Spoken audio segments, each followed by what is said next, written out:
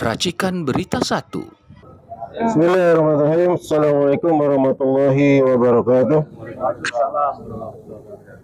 Salam sejahtera buat kita semua. Persidangan hari ini cukup alot ya, artinya heroik, dimana memang tergugat satu hadir, dalam hal ini kuasa hukum dari Bang Egy cukup hadir, sehingga terjadi perdebatan di ruang sidang tadi. Nah, kami selaku tergugat 6 memang dari awal kita baru pertama kali hadir nih, sidang hari ini baru pertama kali hadir. Nah, ini saya mau ceritakan kenapa tadi ada bahasa saya tadi itu. Karena gini, saya udah ketemu Pak Iman tadi. Pak Iman tuh bilang ke saya, "Bang, suruh Bang Bita minta apa-apa selesai Bang," katanya. "Besok saya cabut. Habis selesai langsung saya cabut gugatannya," gitu dia bilang. Oh ya, kalau artinya dia kalau kita Bang Bitter salaman sama saya saja, udah selesai udah gitu. Itu bahasanya Pak Iman tadi. Ketemu saya, kan lihat kan, dia manggil saya, dia juga pusing kepalanya dengan ada perkara-perkara begini gitu. Sebenarnya dia mau selesaikan dengan adanya ini. Nah, kalau anda sekedar minta salamannya apa ya, gampang lah itu kan. Bitter juga mau sekedar salaman saja, apa salah sudah, ya kan. Artinya perkaranya selesai. Kedua, dia juga mau cabut perkara laporan di Polda. Kau bayangin aja, perkara di Polda ini hanya 15 juta, bisa naik lidik loh. Gak main-main loh, perkara 15 juta ini harusnya kelasnya polsek. Kelas polsek gitu ya, Polsek Tanah Abang. Tapi di Polda bisa diproses hukum. Kan luar biasa ini Pak Iman ini. Artinya dia kekuatan hukumnya kuat, kekuatan lobbynya jago gitu loh. Perkara 15 juta bisa naik lidik di Polda Metro Jaya, coba. Artinya apa? Ini nggak main-main. Nah, ketika ada tawaran dia suruh Bitter salaman saya sama saya dan minta maaf saja, atau melalui Parhat saya, udah selesai dia mau cabut. Ya kenapa nggak tercabut aja, salaman doang? Apalah, sekedar minta maaf sebagai muslim juga. Berarti menurut Bapak, Pak Iman sudah merasa tidak ada masalah ini ya? Kalau sudah bersalaman seperti itu? Iya. Nah, jadi gini, persoalan Pak Iman dengan Bitor, saya kan kuasa hukum Bitor, persoalan Pak Iman dengan Bitor udah selesai gitu loh. Iya. Selesai. Dan yang lainnya terserah sih, mau Egy Sujana, ya, kita nggak ada urusan. Tapi dengan Bitornya selesai gitu loh. Bitornya tidak dilaporkan ke Polda lagi, Bitor tidak digugat lagi, kan gitu. Artinya gitu. Bang, artinya kalau minta maaf, yang pidana juga dicabut. Iya. Perdata dicabut. Cabut.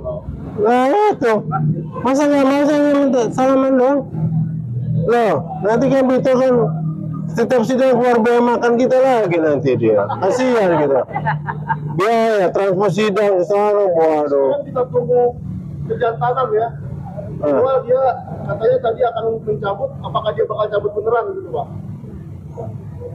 Ya beneran lah. Itu kan nanti kan. Bapak percaya akan dicabut beneran? Iya. Tapi kan nanti melalui hakim mediasi pasti ada tertulisnya. Iya, ada tertulis, ada tetapan. Kalau dia mau seperti itu, ya kita oke. Oke, kita tunggu minggu depan. Iya. Ini hanya janji saja. Iya, kalau dia mau cabut silakan, nggak apa-apa. Gitu loh. Kita dong, gimana? Bener. Ya, jadi gini, ini kan ada dua perkara. Yang satu kan dengan siapa? Dengan Jokowi. Tadi kan Parhat sempat juga ngomong bahwa ini ada pernyataan dari pihak UGM yang baru, yang baru dari UGM, bahwa kemarin Ibu Rektor itu bikin konferensi pers segala macam. Jadi saya Jokowi, UGM, Pak Iman itu beda. Jadi saya dengan Pak Iman itu sudah satu kali ketemu, dan saya sudah bersalaman sama dia. Terus muncul perkara baru yang nama 15 juta itu. Dia menganggap saya memeras dia. Sementara Kalau kita paham pemerasan itu kan nggak begitu, harus ada kekuatan, ada kekuasaan, ada preman atau pejabat seperti Menaker kemarin dari 275 menjadi 700, itu kan pemerasan. Saya kan bukan siapa-siapa, Pak Iman juga kan bukan siapa-siapa. Saya mau peras apa dari Pak Iman? Dia belum kedengaran kasus korupsinya atau dia belum kena kasus yang lain. Saya kan belum bisa memeras dia dong, ya kan? Kok dia pelintir, saya memeras. Tadi juga Pak Rahat menyebut-nyebut nama UGM. Kita nggak ada urusan dengan UGM. UGM itu mau menyatakan itu asli, sah, segala macam. Saya nggak ada urusan. Urusan saya adalah ijazah itu dari Pasar Pramuka. Dari A sampai Z-nya saya sudah ungkapkan bagaimana data-datanya dari Jogja, dari Solo dan segala macam. Jadi saya sebagai orang pro demokrasi sudah menemukan titiknya bahwa di situ ada diskusi tentang Pasar Pramuka. Saya mengungkapkan bahwa itu Pasar Pramuka. Kalau Pak Iman punya asumsi atau punya pendapat yang berbeda bahwa dia itu urusan dia. Tapi ini nggak perlu dibawa ke polisi. Ngapain dibawa polisi? Ini kan diskusi. Polisi kan punya urusan banyak, punya urusan lain. Kita kan nggak mau fitnah, kita hanya mengumpulkan data, kita ungkapkan bahwa ini dilakukan di sana. Kan Pak Iman yang dari Pasar Pramuka yang katanya begini-begini bisa masuk ke jadi elitnya Solo, menjadi 8 orang terkenal itu. Kan mereka terus rekayasa. Terus ada rekayasa lagi, hasil produksi dari Pasar Pramuka itu dibawa ke UGM, dimasukkan ke UGM menjadi arsip. Jadi seakan-akan semua yang punyanya Jokowi di UGM itu benar. Padahal itu juga sama dari Pramuka juga. Jadi ada pencocokan. Saya nggak peduli dengan Ibu Rektor itu.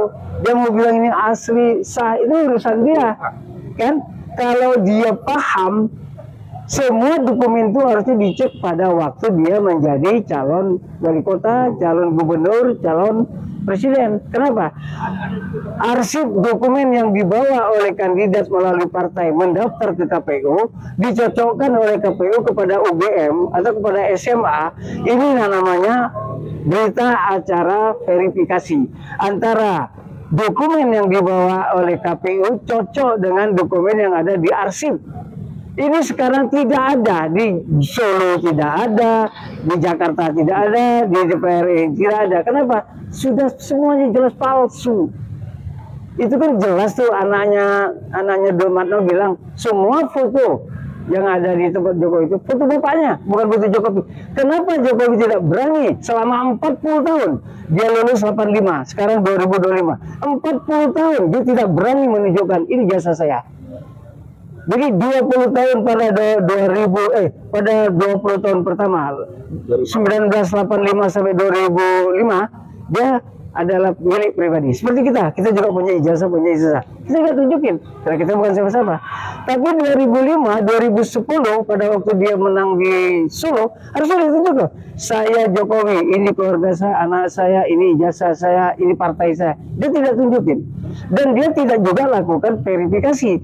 Harusnya dia datang, anak-anak KPUD Solo, bawa dokumen ke SMA atau bawa dokumen ke UGM. Bu, Pak, ini dokumen kami dari KPU mencocokkan. Verifikasi, ada beritanya. Saya datang, diterima oleh UGM, siapa dekan segala macam, mencocokkan verifikasi, bikin berita, stempel UGM. Itu menunjukkan bahwa jelas dokumen Jokowi itu ada. Jadi sampai detik ini kita harus percaya Jokowi tidak punya dokumen. Dokumennya dibikin di Pasar Pramuka oleh Pak Iman. Udah titik itu aja. Gak ada yang lagi. Jadi kalau UGM mau kumpul-kumpul profesor bilang ini, silakan. UGM punya cara, silakan. Jadi gitu. Nah begitu juga KPU.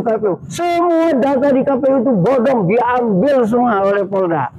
Jadi mereka datang ke Solo dengan dengan Polresta Kota Solo, mengambil itu dari Jokowi, mengambil itu dari KPUD Solo, terus mengambil itu dari UGM. Jadi semua itu ada di Polda. Polda sebenarnya tidak boleh bercampur tangan dengan ini. Ini adalah urusannya KPU. Ini adalah urusan Mendagri. Ini adalah urusan Komisi 2 DPR RI melakukan verifikasi. Kenapa diambil itu? Apa karena mereka mau menjerat, menangkap orang, termasuk Michael mau ditangkap? Kan gitu. Sebenarnya nggak boleh itu. Jadi ini ranah KPU. Ini ranahnya pemilu. Jadi kalau dia pribadi 20 tahun tidak jelas ijazah dipakai apa, terserah. Tapi 2005, 2010, 2012, 2014, 2019 harus menjadi hak milik warga. Kenapa? Dia tokoh, dia harus tunjukin. Nah, dia sudah pensiun, dia tidak berani tunjukin. Kenapa? Dia sudah menjadi wali kota, jadi gubernur, jadi presiden. Dia nggak berani, karena dia tunjukin. Kalau ada, kenapa nggak berani? Karena fotonya foto Dumatno. Jadi sampai sekarang kita harus yakin dia tidak punya dokumen. Dokumennya dicetak di pasar pramuka. Fotonya foto Dumatno. Tidak ada lagi. Makanya UGM sendiri seharusnya UGM keluarkan arsip. Ini punya Jokowi. Berbeda dengan yang Dumatno. Ini sama. Jadi apa yang dibikin di pasar pramuka disusupkan ke arsipnya UGM. Jadi kalau suatu saat nanti dibuktikan sama fotonya Dumatno, sama fotonya Dumatno, sama fotonya Dumatno, kan berarti pasar pramuka. Titik. Itu aja pasar pramuka. Oke, itu aja. Terima kasih. Apa lagi? Pesan untuk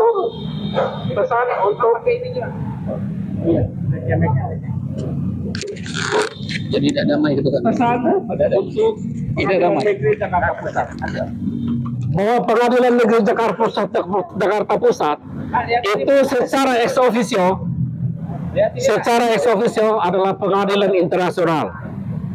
Karena itu kualitas hakim-hakim yang memeriksa perkara di sini adalah hakim-hakim internasional. Mereka mewakili negara Republik Indonesia untuk kasus perkara di tingkat nasional, tapi juga mewakili hakim-hakim kepentingan bangsa ini untuk luar negeri. Karena itu kita berharap bahwa hakim-hakim yang ada di Jakarta Pusat ini tingkat pembelaan mereka terhadap keadilan kebenaran itu sudah setingkat dewa, bukan ecek-ecek. Jangan sampai Pengadilan Negeri Jakarta Pusat itu dia terkontaminasi dengan apa yang disebut constitution disobedience atau miscarriage of justice, yaitu gerombolan orang-orang jahat di pramuka sana yang memasukkan ijazah, yang menipu sana sini, tapi meminjam tangan polisi, meminjam tangan jaksa, meminjam tangan hakim untuk melakukan pembelaan terhadap hal yang tidak benar, atau untuk melakukan penipuan-penipuan yang membenarkan apa yang salah. Ingat, hakim, polisi, jaksa itu dibayar oleh negara, oleh rakyat Indonesia, termasuk Jokowi. Sepanjang Jokowi masih terima gaji dari pensiunnya, sepanjang Jokowi masih dikawal oleh keamanan dari negara, maka dia itu adalah pejabat publik. Dia harus menunjukkan ijazahnya asli atau benar atau palsu. Kalau Harus. UGM publik nggak Pak? UGM sebagai pintu gerbang moral harusnya menjadi gerbang untuk menegakkan keadilan kebenaran. Itu wajib, karena dia itu sendiri bertanggung jawab untuk apa yang disebut dengan pembangunan karakter bangsa. Dia punya kewajiban utama, itu UGM. Tapi kalau UGM dia termasuk dalam hal penipuan dan lain-lain, sangat disayangkan. Dia sudah bukan menjadi lembaga moral yang baik untuk bangsa ini, tapi dia menjadi apa yang disebut dengan kacung jonggos daripada orang-orang yang jahat. Terima kasih.